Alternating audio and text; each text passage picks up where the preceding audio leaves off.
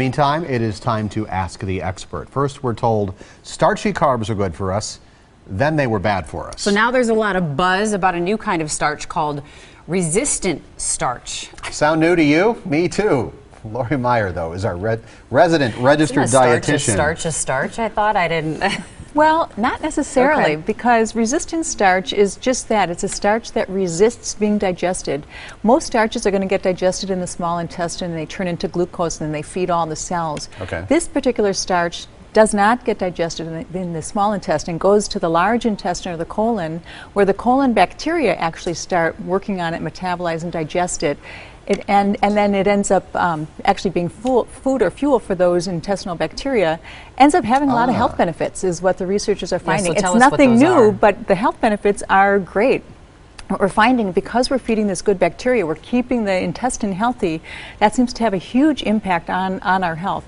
So by feeding the good bacteria, it's improving the intestinal health itself. And if anybody has intestinal problems or leaky gut, this might be something that you may want to look at or consider in the future.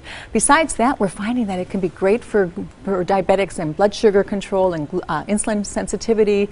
It may also help to lower cholesterol levels. We're also finding that it can aid weight loss because it helps to improve satiety, makes you feel fuller longer, and people who have been taking it are finding that they are losing weight. And because the gut and brain are so closely united, it helps with sleep.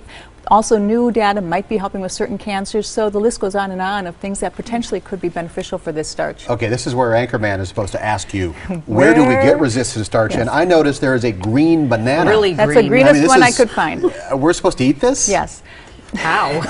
Yes, because if you notice, I have the banana that a lot of people might eat. This is my kind of banana The right here. starch, there's carbohydrate or starch in both of these, but the starch is resistant in the green, and the longer it ripens, now it no longer is going to have the resistant type starch, which bypasses digestion. Now, and so this is what you want. You want a raw potato, a green banana, or a green plantain. Okay. Or if you can't stomach that, you could use like a raw potato starch or a green banana starch and start adding those to smoothies, and that's what a lot of people are doing, adding to smoothies, or I made an ice cream at the end.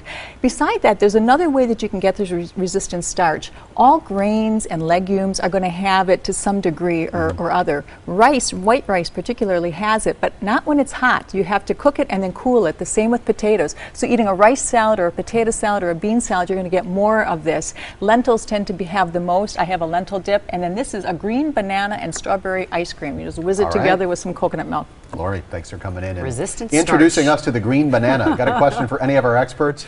Here's how you do it. Ask the expert at tmj4.com. You can also leave a voicemail at that number right there on your screen. I'm going to eat a green banana now just to see what it's like.